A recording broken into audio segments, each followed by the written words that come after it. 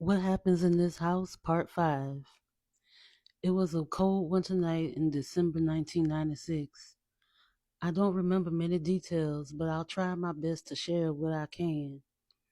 I had been diagnosed with scoliosis a few months prior, and I would be in excruciating pain a lot, especially when I would go to sleep. I woke up one night because my back was hurting. My father was up also, so I asked him to massage my back for me. Ever since I started having problems with my back, he would be the one who would give me relief by massaging me. He knew a bunch of stuff about pressure points and meridians and used his knowledge to give me some relief. I would take off my top, lay on my stomach, and then get massaged. The same thing happened that night, but I was wearing a nightgown, so I only had panties on while being massaged.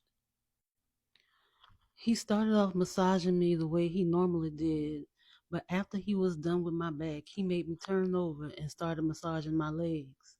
I'm not going to go into further detail because that will basically be CP. Plus, the details are fuzzy after that point. I can't remember much of anything from that part of my life. It's all a blur. Several years later, before I went to college, I asked him to stop. He was shocked because he thought that I liked what he was doing. I can't ever remember a time when I enjoyed what he did to me. Never. But he told me that I came to him the next day and asked him to do it again. He was speaking as if his 12-year-old daughter seduced him. I couldn't remember anything at the time, so I believed him. I blamed myself and felt so guilty and ashamed. I carried those feelings inside of me as if they were my organs. They didn't start to go away until I was almost 40. There are a lot of things that I can't remember from the time the abuse started, but there are some things that I can remember quite vividly. I remember there came a time where the frequency of the SA decreased. I was hoping that maybe he was getting bored and would eventually stop. Boy, was I wrong. I found out why he backed up from me one night when I woke up and saw him on the floor on top of my sister. I was crushed. I think my sister was only 11 at the time. I can also remember hearing him threatening my sister when he would try to assault her, but she refused. She has always been braver than me. She would resist while I always folded. She spoke out and told other adults what was going on when I was too scared to say anything. Her fighting spirit is why he resorted to using methods to subdue her so she couldn't resist. My sister told me that she woke up one night to him standing over her while spraying some kind of liquid in her face. And she said that she would wake up sometimes with her legs tied to the bedpost with pantyhose, but she had no recollection of when it happened or what occurred overnight. I remember that when I was in the 8th and ninth grade, he would hypnotize me. He said that he was doing it because he wanted me to have a large climax. I had forgotten all about the hypnosis until about 6 months ago.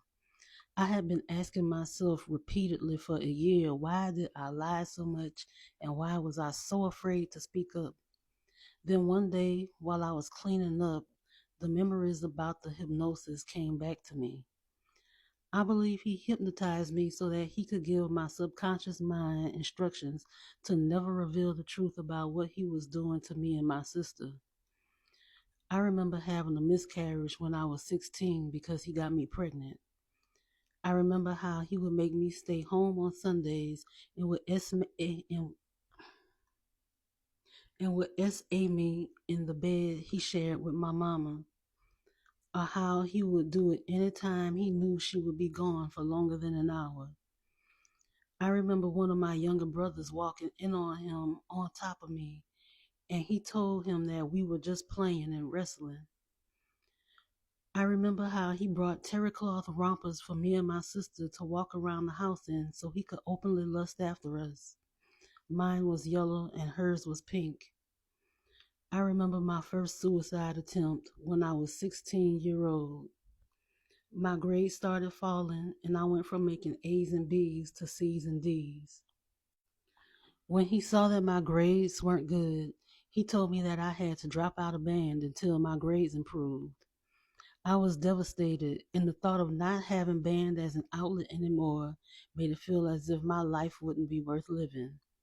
Band greatly reduced the amount of time I spent at home, and the more time I spent at school, the less chances he had to SA me. So I took an entire bottle of Tylenol and swallowed them. He found me in just enough time to save my life. Afterwards, I spent 2 weeks in a mental health facility. When I went back to school, no one was aware of what happened because, after all, what happens in this house stays in this house.